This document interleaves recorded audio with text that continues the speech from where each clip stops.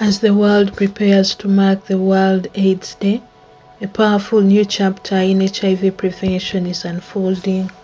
A breakthrough injection tested here in Uganda could change the future for millions at risk. Lenacapavir is an injection that we recently investigated, and we have proven that it works to prevent HIV infection. We conducted the study in a dozen girls and young women in Africa, South Africa and Uganda. And there's a parallel study that was done in the Western world and again South Africa.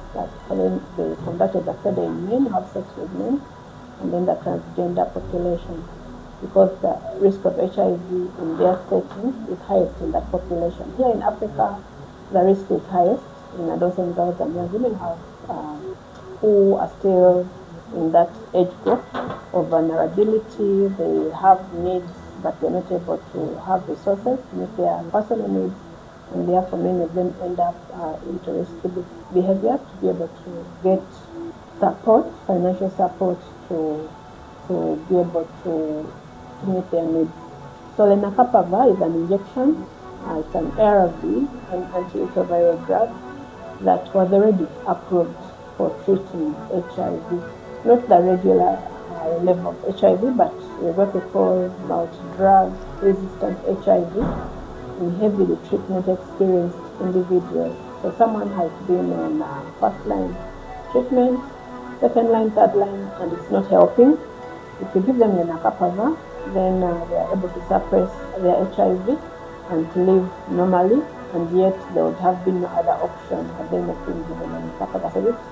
So this wonder drug, was approved by the Food and Drug Administration, the US FDA, in May 2022, and it's currently being used in the resource-rich settings to treat HIV.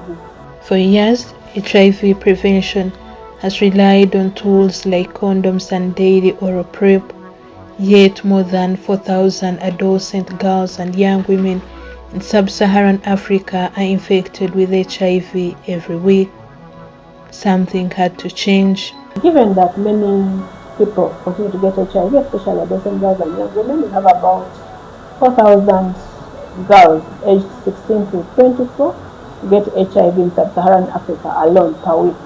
That's a very big number. And yet we know that already we have condoms, we have oral PrEP, we have other interventions to help reduce HIV, but why are people still getting HIV? That means there's a gap in the way the interventions are being delivered or are being utilized. So for oral PrEP, which is the standard of care now, Truvada, many people have reported side effects. They've reported forgetting to take the pill daily. Stigma is the same ARVs we're using to treat those who are living with HIV, and we are giving them to those who are negative. Therefore, they feel stigmatized. People may think that they are infected. Someone is working in a communal place like bars, like farmlands. The employer may think that they have HIV, and therefore they may not be able to get clients, especially like in bars. So the girls may not be free to use their PrEP because it's being mistaken as ARVs. Then the way we deliver the interventions in facilities which also giving ARVs for treatment. So they sit in the same line, or the same health worker is giving out the intervention. So you find that there's been low uptake, but also low persistence and low adherence to these interventions, especially the oral PrEP. And therefore, having an intervention that someone can get just like one shot every 6 months deals away with all those gaps in delivery and adherence, and therefore we can be able to have as many people protected from HIV as possible. So the sponsor, Gilead Sciences, decided to change the intervention for Lenacapavir. It is still used for treatment, but then for people who don't have HIV, since it is so effective to bring down a virus or viruses that are resisting all other drugs, and then they are suppressed by Lenacapavir. So how about if we use it for preventing those who haven't yet gotten HIV but are at risk of HIV? So the indication was changed, and in a study called Purpose 1, we tested Lenacapavir to see if it works to prevent HIV in individuals who are at high risk of getting this condition in Africa, adolescent girls and young women, in United States, UK, Brazil, in men who have sex with men, and other transgender populations who are basically male. So we conducted this study, and the results were amazing, as you may be aware. Daily pill bottles being closed contrasted with a single injection being administered.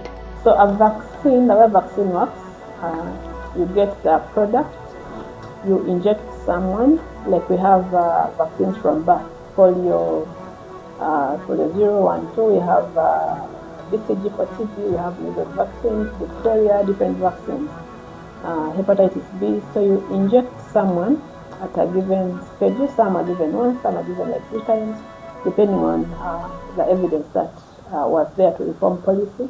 So you have the vaccine injected into someone, and then that vaccine is able to induce an immune response.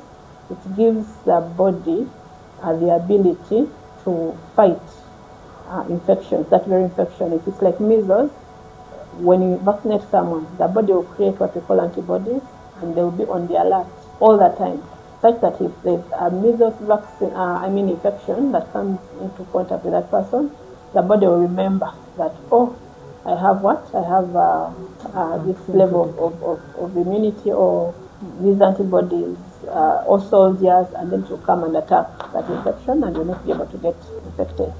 Hepatitis B is a good example, but for HIV, many studies have been done, but we've not been successful so far.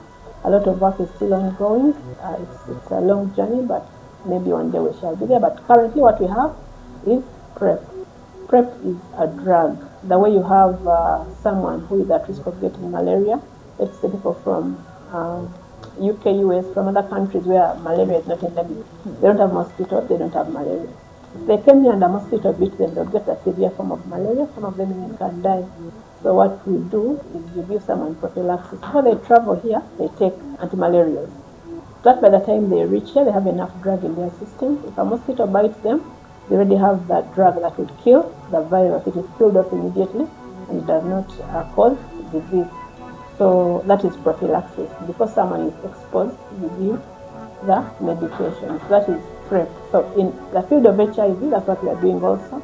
Someone is at risk of HIV, and they are likely to get in touch with someone who may give them the infection, like a sex worker. They are sleeping with many people, like these young girls in bars, they are at islands, those who get in touch with truck drivers, bordermen. So those people who are exposed to HIV. So you give them a medication that treats HIV. You can't someone to give you my Panadol to see if it works to prevent HIV. Definitely there's no science there. So something that can scientifically, pharmacologically be able to protect someone from getting HIV. So ARVs already are being used for treatment. So you get some ARV with properties that favor that ARV to be able to be used for PrEP. For example, the way Truvada was picked upon is because it is safe, and then it can be able to protect someone. The drug lasts like a day, 24 hours. So you are able to be on that drug. If you take it every day, you are protected. But as soon as you stop taking the PrEP, the drug levels will go down to 0, and then you get infected. So we've had several interventions. We've had, in addition to Truvada, the oral PrEP, we have the Apotegrava now for 2 months. It's given to you every 2 months. Should you come on the 3rd month, it's already out of your system. You could get infected. So unlike a vaccine which trains the body's immune system, Lenacapavir works like other HIV prevention drugs. It keeps HIV from taking hold in the body. Lenacapavir, this drug, because it's already being used for treatment, very, very potent. It's the first drug in its class. We call them capsid inhibitors. They are able to play around or to interfere with the structure of the genetic component of HIV. So they are able to disorganize the virus and are able to pull down the virus if you are infected, or to prevent it from entering the DNA if you are negative. Very strong, very potent, highly effective. It really works very strong. So that drug can last 6 months in your body. So it's given under the skin. It forms sort of a depot, and then from that that area is going to infuse out or to move out slowly over 6 months, go to different parts of your body and then protect you from getting HIV. So you have that drug in your body. So 6 months, as soon as the 6 months elapse, or there could be a window period, or we're still looking at how long the 6 months injection can last. But then currently we tested for 6 months. So after the 6 months, you need a new one, another one. So you have to keep on getting injected. Getting the intervention. Unlike vaccines, whereby you are given a vaccine, maybe hepatitis B, you are going to get in this schedule 3 injections done. It's going to take you for almost your life. Measles, you need to get, unless it means you say you need a booster, because it is the antibodies. It induces an immune reaction, and then it's your own body that is going to help to fight the infection. Here, the drug has to stay in your body. It is the drug that is preventing you from getting the infection. And as soon as the drug is out of your system, if it's a daily tablet you don't take, and you miss your doses, you get infected. For the injection, 6 monthly, you come at 1 year, you can get infected. So the pre-exposure prophylaxis is different from the vaccine. Here the drug has to be in your system. There it is a vaccine that induces an immune response that makes your body fight the disease itself. So they are really, really different. A major question has been, will Ugandans afford Lenacapavir? Good enough. Right from the start, Gilead had, the sponsor had an access plan. First for the women who took part in the study. When we got the results, the sponsor had already committed in the protocol, in the documents that we follow to do research, to be able to avail Len to these women who participated in the study, the young girls, after the study has ended, until this Len is available in facilities in Uganda. So those ones are already assured. Until Len is available, until you can walk into market and you have Len, you can walk into Baylor, IDI, it's publicly available. That's when the sponsor will say, now let us refer these girls to the public facilities. But right now they're being catered for. That's a very important step, because often we've had studies whereby when the study ends, participants are discharged, they are terminated from the study, and then they will never access that product until everyone else accesses the product, which is not very ethical anymore. And you said there are how many girls? There were 5,338 girls. So for the participants, post-trial access is guaranteed. And then for the communities, Gilead has invested a lot of money conducting the research. It's expensive doing clinical trials. It's billions of US dollars, billions and billions of dollars that we may even never get to know about. But we know it is expensive to be able to conduct a clinical trial. So we may not be able to access the brand drug made by Gilead for a long time. So what they did is to have an access plan whereby the communities, the high incidence countries, they selected 18 countries, including Uganda and South Africa, they would get generic manufacturers to make the drug at a cheaper cost, because Gilead had invested a lot. From the time you think about the drug, you modify it, it passes all the different phases of the study and so on, until you say you can now use it for this indication. It's a lot of investment, and that money has to get out because the company has to keep running. So they are able to say, no, we are going to give our formula, we are going to give generic manufacturers a license to make the same drug by their companies. It's going to be much cheaper because they have not invested as much as Gilead did. They know that it works. By the time Gilead was researching, they were not aware that it will work. So either the money it can be a loss if the study is not successful. Of course, it's never a loss in science, you learn, or it may work. So it's probability, because you do research to find out. You don't know, you are finding out. But now here we have already found out and confirmed that Len works. And I'm giving you a license to make this drug. Your drug won't be as expensive as for the original manufacturer, the one who holds the patents. It's going to be much cheaper. So they signed agreements to give generic manufacturers to make this drug at a lower cost for resource-limited settings, including Uganda, 18 countries. So Global Fund came up and they are going to buy the land for 18 countries. But the generic manufacturers I've talked about are not able to produce the drug overnight. It takes time also. So Gilead has subsidized the brand version of the drug to be able to have resource-limited settings, low-income, high-incidence settings access the brand version at a low cost until the other generic products are available. So that's a very big step. We've not had that level of coverage before. And fast-tracked access, it's going to be the first product that's going to be accessed within 2 years, less than 2 years. We are going to be having land in this country and other countries. So Global Fund has come up to buy, they're going to buy land for Uganda, South Africa, and other, a total of 18 countries. So Uganda, we are getting 36,000 doses for 19,000 people, effective the first quarter of 2026. We shall be getting land. It's going to be available in around 9 facilities in Uganda. And then US government has also come up to say that, oh, we would also want to support 10 countries to access land. So they're offering land for 2 million individuals by 2028, and they'll be able to purchase land for those individuals. Uganda is again among the 10 countries that are going to benefit from Lenacapavir that's going to be donated or supported by the US government. So this is really remarkable. The sponsor has made sure that their plans to have Lenacapavir accessed by not only the participants but their communities and even other high incidence settings, HIV incidence settings, so that we can have people protected from getting HIV as soon as possible. Yeah.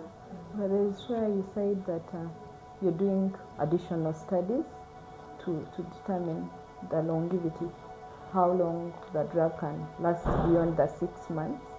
So what exactly did you mean? Or not specifically studies, but we know that we've been in that trial, we've been giving land at every 6 months. But if you look at the data, the drug levels, even at 6 months, they're still high enough. So you wonder, had they not gotten the second dose, for how long would this drug have taken them before the levels go down? So when LEN is rolled out or during this time of ministry getting those doses, we can have more studies like implementation science studies whereby you can say that, oh, the schedule should be 6 months, but someone, of course you don't want to tell someone come late. So, but someone has come late and they're still protected. So we are able to, because when you do your clinical trial, that is one step, but you continue learning as you implement, as you roll out the intervention, as we call implementation science. So we'll be able to learn as time goes on, for how long can someone stay without this product, for how long can they be protected? Is it immediately, the following day, if I miss today, will I get infected tomorrow, 2 weeks, 3 months, and so on. Yeah, but fortunately, we also have LEN for 1 year. It's not yet approved by FDA, but it's in the pipeline, and we should be able to have it in the next 2 years. Yeah. Still the same manufacturer. Is this study being done here? Not here. We don't need to conduct a phase 3 study again to say that the 1 year LEN works, because we know that LEN works. So what we need to do is to look at people who get the 1 year injection, their drug levels will remain high at the end of 1 year. At levels that are comparable to the 6 month injection. And data were presented at Hopkins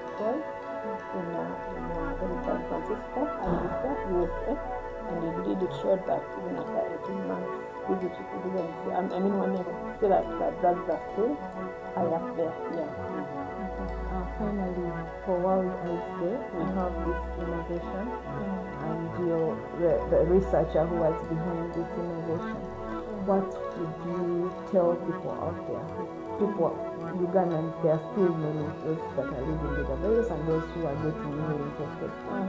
What would be your advice or your comment on World AIDS Day? Yeah, so on this World AIDS Day, we are really happy and we are excited about newer interventions that are coming up for HIV prevention, like the 6 monthly injection. an injection that you get only twice a year to prevent you from getting HIV. But as we know, other studies were conducted here, Uganda, South Africa. Even if we have the results yet and plans to roll out this intervention, we are still going through a number of steps to ensure that Ugandans will access this drug. And we are very hopeful that early next year, when we have the Lenacapavir in country, but for now, we have available options like the oral PrEP that's in different facilities in Uganda. And we have condoms that people should be able to use. If you're not able to use condoms, then you can use the oral PrEP. And we have other interventions like circumcision, but importantly being faithful and for those who are not yet in the category of having sex like students, people who are not married, it's better to abstain. But we are excited that for many people, their lifestyle expose them to having, to being at risk of HIV, and therefore these interventions are not to make people become promiscuous or do what they wouldn't have done, but to help those who would not have survived without having these biomedical interventions. We don't be interpreted as pushing people, especially young people, to risky HIV behavior. But we want to support that young girl who is into commercial sex, that young man who is a truck driver, who is at the islands fishing. They need to protect themselves, and they would never have been able to survive getting HIV had it not been for biomedical interventions like oral PrEP, like 6 monthly Lenacapavir injections. So we also know that there are many people who are living with HIV. We don't have to have ART, we have ARVs that work. And people should be able to take their drugs consistently. If they're going to have their viral load suppressed and to live a healthy lifestyle. But it's been years and years of research to be able to get to these remarkable breakthroughs.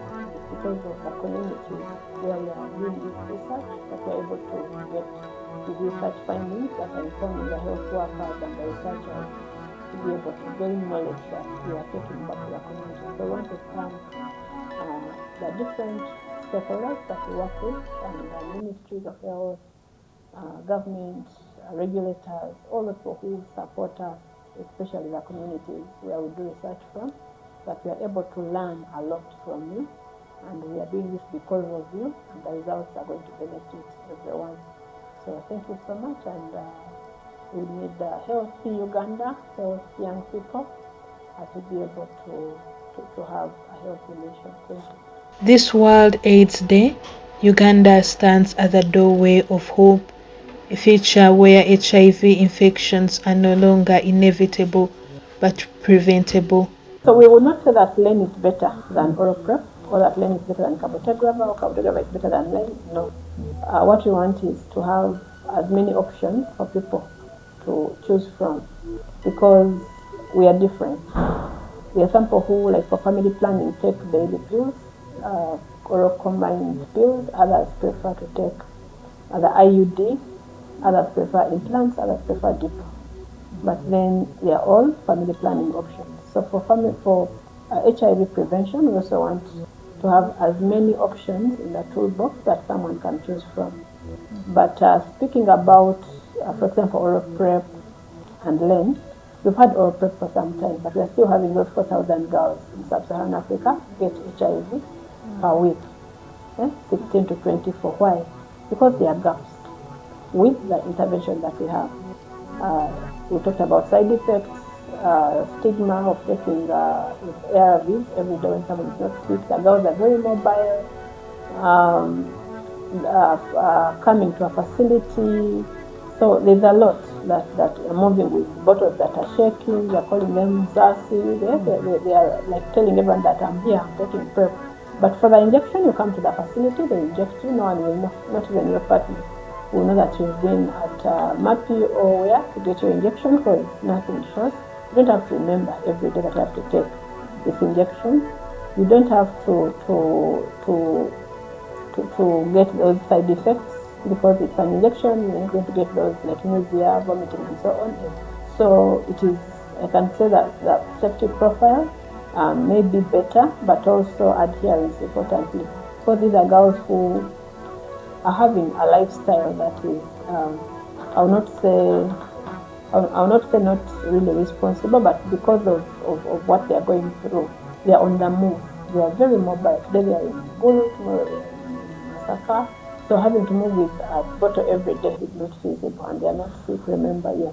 So Len has advantages over Truvada, taking a pill every day, because of the longer duration of action of 6 months. So it also has advantage over Cabotegravir, which is every 2 months. But again, it's about choice. Someone may prefer to come for the 2-monthly one. They could have their reasons why not 6 months. Yeah. So it depends on the person, but we are availing all options, and we don't say that one is better than the other. But if you have problems with adherence and persistence, probably Len is for you. If you can be able to take daily, or Truvada maybe for you. Yeah. So also in discussions about Len, doctor, there have been suggestions that maybe this is an option for women, because most of the activism is in women. Can men take Len? Definitely. So like I said, we did a study in adolescent girls and young women, because in Africa they have higher burden of HIV. But there was a sister study called Purpose 2, which was conducted in men who have sex with men and transgender population in South Africa, US, and other countries. It's because in the US, they are the ones who are at higher risk of HIV. So you're going to study a population that can help you answer your question quickly. You're preventing HIV. You're seeing if this intervention, this Len injection can prevent HIV. You won't go to a population that has low occurrence of HIV, incidence of HIV. You go to a population that is at high risk, that has people who are at high risk of HIV, to help you answer your question. So men can also use Len, because we have data from men in South Africa and US, and we merge Gilead Sciences is the sponsor. When they were filing for licensure of Len, they used data from both studies, Purpose 1 and Purpose 2. Purpose 1 was very important, apart from showing that the product works, but also we included women who are breastfeeding and pregnant as well. So we're able to confidently say that Lenacapavir can be used and can be licensed for use in both women who are pregnant and non-pregnant, breastfeeding and not breastfeeding. Also using hormonal contraception, because also there could be some interaction, but we have data to show that Len does interact with the hormonal contraceptives. So for men as well, we have the data to show that it can also work for men. So everyone can currently use what? Lenacapavir, because we have data sets that can support use of Lenacapavir in different subpopulations. Stay informed, stay protected, and share this life-saving information.